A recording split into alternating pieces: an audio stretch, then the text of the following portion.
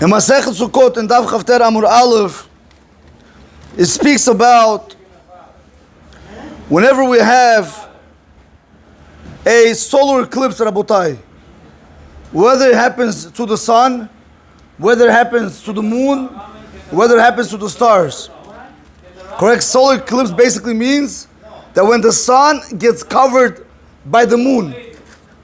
So basically the Gemara goes on, I'm not going to read the whole thing, but the Gemara goes on that sometimes HaKadosh Baruch Hu, He sends signs to the world that trouble is coming. And some of them are solar eclipse, lunar eclipse, etc. National disasters, Rabotai. But over here, Rabotai, but he says over here something important, and he says that who has to wake up from these signs? I'm not going to go through the whole thing. He says over here that the Jew has to worry.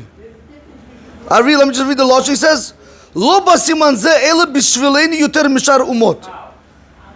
That the sign of the calamities only came because for us that we should awaken.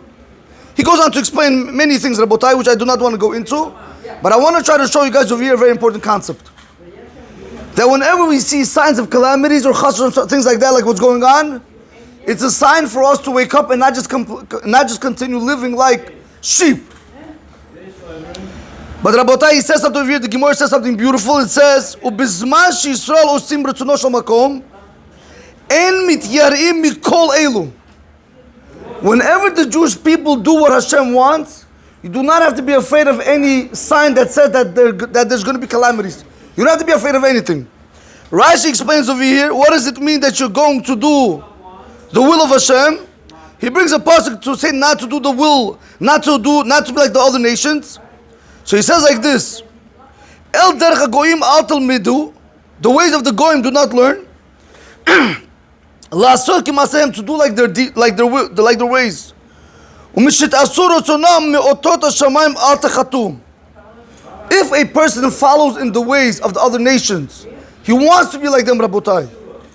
You have to be afraid that these signs might be a sign for you that calamities are coming. But Rabotai, he says, but when you're doing the rotzon, if you're doing what Hashem wants, then he says you have nothing more to be afraid of. Because the Jewish people are above the mazal. Okay, the signs are coming, fine. It has nothing to do with you. Because you're doing what Hashem wants. Rabbi, this is one point I wanted to bring down. Now, he brings 4 reasons to why can this have 4 things to why do we have a solar eclipse, lunar eclipse, etc. Why do you have all these bad things happening? So he says, Tanu Rabbanan, the rabbis taught, Bishvil arba'at devarim chamaloka. There are 4 reasons for why we have a solar eclipse. Al Bedin shemet ve'enu nispad kehalacha. If you have a big rabbi, a big dayan that died lo'olenu, and we do not eulogize him correctly, that may be one of the reasons to why this sign of the solar eclipse is coming, that there might be a calamity, chas v'shalom. Ve'al na'arah me'urusa shetzaka be'ir ve'en moshiyala. Or if there was an engaged girl, Rabotai, she was screaming in the city because she was being raped, and there was nobody to help her. For that reason, it also could come. Ve'al mishkav zachur, Rabotai, homosexuality. For that also, Rabotai, calamities can come. Ve'al shnei achim shenishpach damam ke'echad. If you had 2 brothers that were murdered at the same time, so he says these are the 4 things that cause a solar eclipse. Ubishil arba'at devarim me'orod lokim. What about the moon and the stars? Why? How come they also have the lunar eclipse, etc.? Why does that happen? Because that's also a bad sign. Al kotvei palaster, for those people that they forge documents, fake documents they write. Ve'al mi'idei edus sheker, for people that testify falsely. Ve'al mi'gadalei behemoth daka be'eretz Yisrael, anybody who raises small animals in Eretz Yisrael, because then Rashi says, since they don't watch them, so they run around and they destroy properties. Ve'al kotutei ilanot tovot, and on those people that cut trees. So Rabotai, we see from over here that the reason why these signs of calamities come, Lolenu, is for these things. Now Rabotai, the next 2 important things are coming right across us. A lot of times a person, he loses property. It could be his house, it could be his money, it could be possession. Doesn't matter what, Rabotai. Property, possessions. Why does a person lose possessions? And listen to this.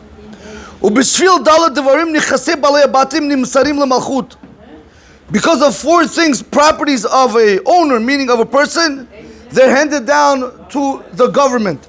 Why do they get confiscated? Let's put it like that. If you have a star, if you have a note, which is already paid, and you're holding it by you instead of giving it back to the guy who already paid you, because after 2 years you want to come back and say, hey, you didn't pay me. You have this kind of people, correct? You gave me $100,000 a loan. We had a star. I paid it to you. You never wanted to pay. You never gave me the star. I forgot about it.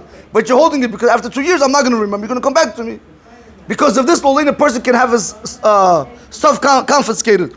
And those people that go ahead and they lend money on interest, besides that, they're not going to have to take out the if they don't do teshuva. Rabbi said, listen to this. I love this.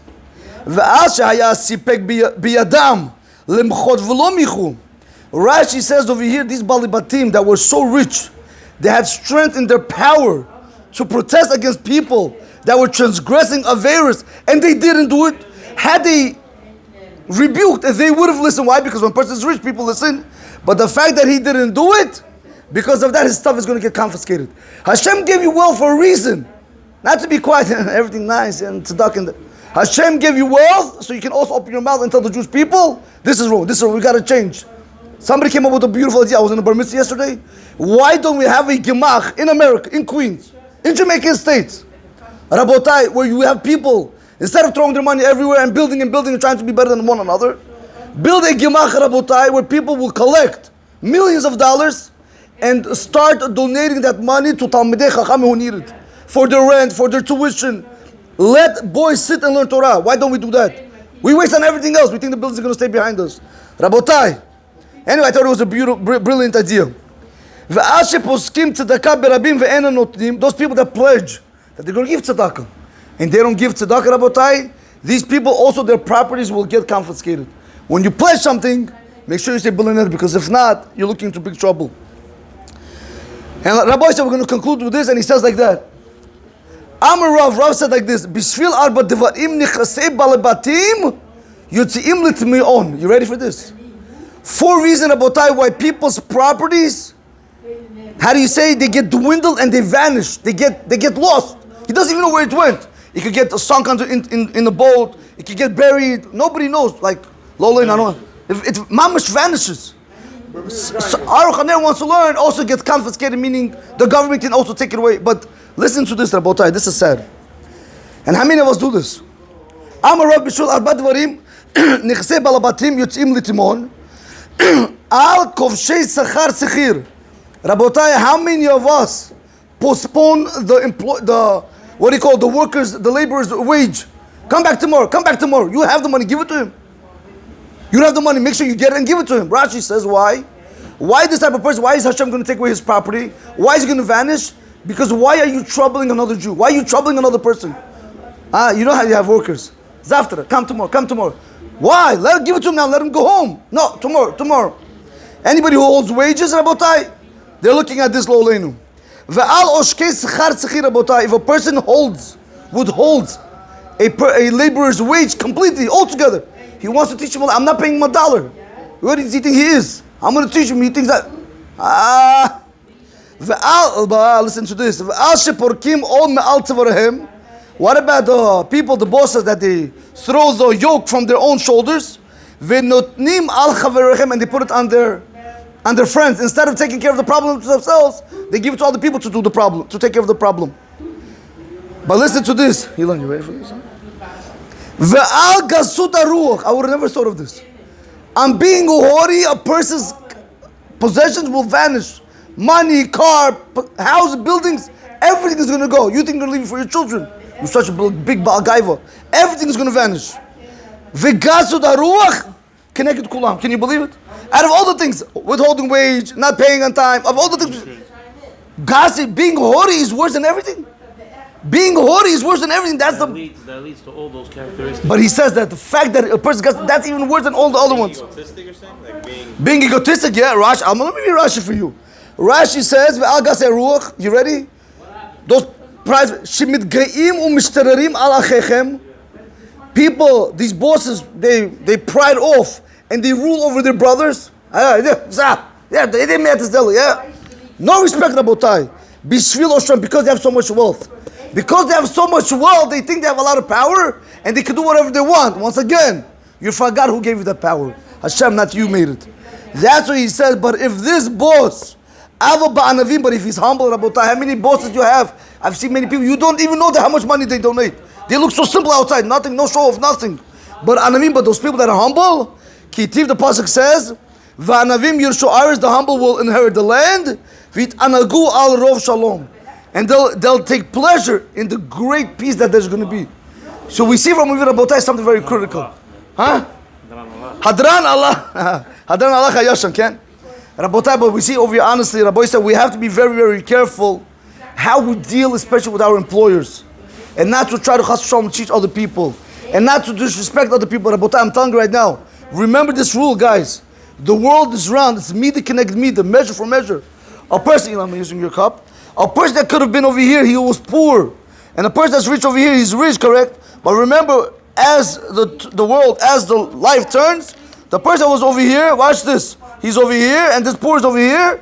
As the world turns, the poor become rich, and the rich become poorer. We know many cases like this. So Rabbi said, never ever underestimate anybody. And you know they say, a lot of times we have, unfortunately, a lot of times we look down upon kids. Correct? This child, he's a troublemaker kicking out of shul. Rabotai, we got to be careful. You never know if that child, number one, will be the next millionaire, even if he's not. Imagine he's going to be the next Gadol Hodor. Imagine going to be the next doctor. Imagine you're going to need his help one day. Right away, our perspective is different. Oh, we need him, correct? That's how the world works. That's what Rabotai, we should always look at people that they are always higher than us. So this way we will respect one another. Baruch Adonai Olam.